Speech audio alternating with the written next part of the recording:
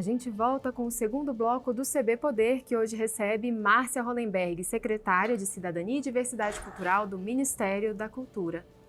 Secretária, a gente tem vivido nos últimos meses com muita força, na última semana agora, nos últimos dias, a potência da representação, né, feminina, a importância dela, de nós, mulheres, estarmos em espaços de poder, a paridade de gênero no judiciário.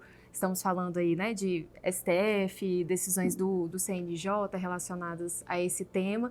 E a senhora, ao lado da sua filha, tem inclusive um projeto, né, uma startup, que justamente incentiva as mulheres a chegarem a cargos de poder.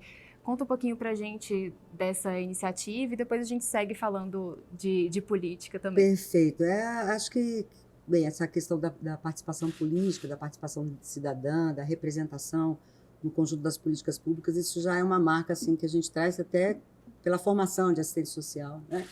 Então, assim, eu sou uma pessoa que sempre falo que eu sou do Partido da Cidadania, né? Que eu acho que essa democracia a gente constrói mesmo através dessa, né, capacidade de ouvir, de fazer com que as pessoas participem dos espaços de poder e decisão.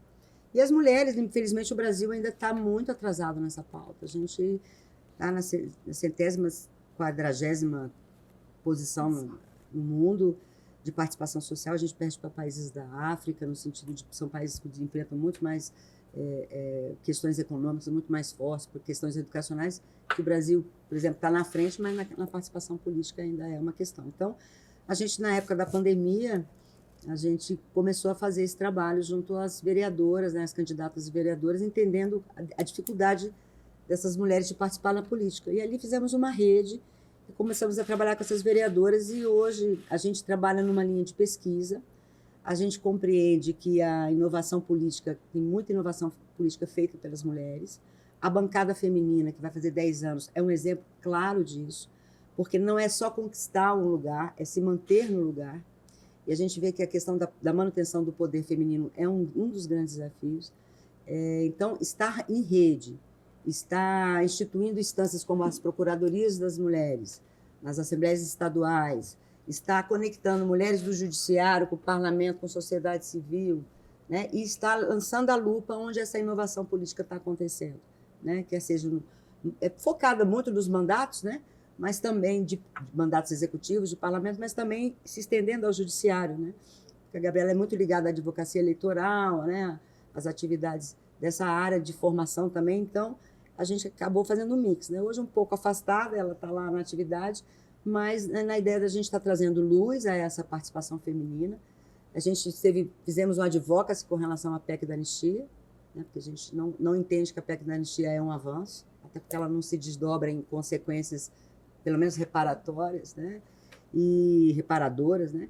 Mas, assim, é um campo muito importante. A mulher tem que participar da política se ela quiser que as políticas atendam as suas demandas. E, geralmente, como a Raiz falava, quando a gente investe nas mulheres, a gente investe em toda a sociedade. Então, é uma visão também de que, com a participação feminina, a gente amplia essa polifonia, porque as mulheres trazem também uma diversidade dentro desse gênero, né? Então, assim, é muito importante a participação de todos esses segmentos, mas a equidade de gênero, ela perpassa o conjunto dos segmentos. Então, é uma luta permanente. Eu fico feliz de ser uma mulher ministra, uma mulher negra, que traz uma trajetória de um lugar de fala que é inédito do ponto de vista daquele lugar de ministro, né? Eu acho que é uma contribuição muito importante que Margareth tem feito pelo que ela representa e pela trajetória que ela tem. Então, a participação da Margareth, ela traz uma contribuição que é única, de um locus de fala que é único, que é dela, e de uma pessoa que veio da periferia, que superou, que criou a sua marca, que foi produtora independente. Então, ela fala de um lugar da artista, né, de mulher negra, enfim, da ancestralidade, com o público, né? filha de famílias que trabalhavam com a pesca. Né? Então, assim, tem todo um universo que vem com a Margareth, muito importante para a gente decidir melhor a política pública.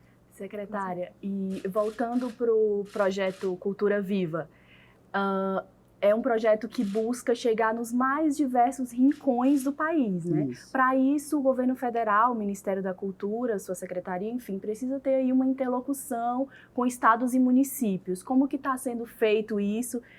Existem governos das mais diversas diferenças ideológicas. Como que está sendo feito isso, buscando aí o melhor sucesso do essa projeto? política nacional, quando eu estive em 2011 a 2014, a gente fez todo um processo ali de redesenho da política, e lá ela já tinha um nível de estadualização muito grande. A gente só não tinha convênio com o estado do Pará.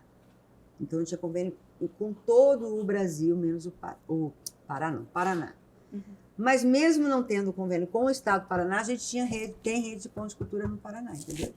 Então, assim, é uma concertação que ela já vem de tempos. Hoje você tem leis estaduais de cultura viva, né? Tem algumas municipais, né? Então, esse processo ele já vem sendo construído já há algum tempo. Nesse momento, o prazo foi super exíguo, né? A gente retomou. Então, a gente está trabalhando com as pactuações que meio que já estavam sinalizadas. A gente tem uma instrução normativa, tem todo um desenho das instâncias de participação, de como é que funciona, quais são os instrumentos. Então, a gente está colocando isso em implementação, mas sinalizando para estados e municípios que a gente tem que revisar essa instrução normativa diante desse novo financiamento. Temos que integrar os cadastros, né? Temos que definir qual o papel da União com Cultura Viva, qual o papel do Estado e do município, né? Qual o papel do Estado onde aquele município vai receber um recurso muito pequeno que ele não vai conseguir implementar a ação. E se o Estado não chegar, como é que a União vai chegar, né? E, ao mesmo tempo, isso tudo concertado com a sociedade civil. Porque é um espírito da lei também, não só do Cultura Viva, mas da própria Política Nacional Aldir Blanc, que está financiando agora, e vai vir 3 bilhões por ano por 5 anos, são os direitos culturais, 20% tem que ser dirigido às comunidades tradicionais, às comunidades periféricas, é a universalização, é a democratização. Então, a PNCV, ela fala o espírito da lei. Então, assim, se é 10%, se é 20% do recurso total, eu acredito que vai ser até mais, porque eu acho que há uma cultura nos estados e há uma mobilização da sociedade no sentido que esta lei atende um conjunto de segmentos muito importantes. E ela é tão preciosa, essa política, que ela fala também com a questão intersetorial. Então, a gente tem agora, estamos retomando, parceria com a saúde. Um dos prêmios é transtornos mentais. Pessoas né, que a arte e a loucura, né, andam muito juntas, e a arte no processo dos transtornos mentais é uma linguagem, é um processo, não quer ser só um quadro, pode até vir a ser um quadro, um bem que tenha valor mercadológico, mas é, antes de tudo, um processo, né, um processo de cura, um processo de autoconhecimento, né? Então, assim, é um momento muito rico, e essa concertação vai ser feita. Às vezes, há prazos menores, aí as pessoas reclamam. Agora, as diferenças, elas têm que ser tratadas no conjunto das implementações, porque eles podem ter formas, mas, assim, é um conjunto de normativas que está para o país inteiro, né? Uma lei nacional de uma política tem que ser implementada, assim como a política da educação, né? O município não pode deixar de fazer educação básica. Então, o Estado não pode prover educação, né, de segundo grau, no meu caso era.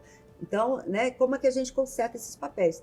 É novo, o campo da cultura ele tem especificidades, porque a cultura, diferentemente de outras políticas, ela tem um campo de liberdade, de autoria, que é da população, é do povo. Quem faz cultura é a sociedade, né? Então, a gente tem que aprender também essa especificidade da cultura e como lidar. Agora, você tem direitos humanos, você tem saúde, você tem educação, são todos setores próximos. Sim. Secretária, muito obrigada pela presença. A gente deixou aqui o serviço. Quem quiser, é só entrar no site do Ministério da Cultura. O CB Poder fica por aqui. Obrigada pela companhia. Até a próxima e tchau. Obrigada.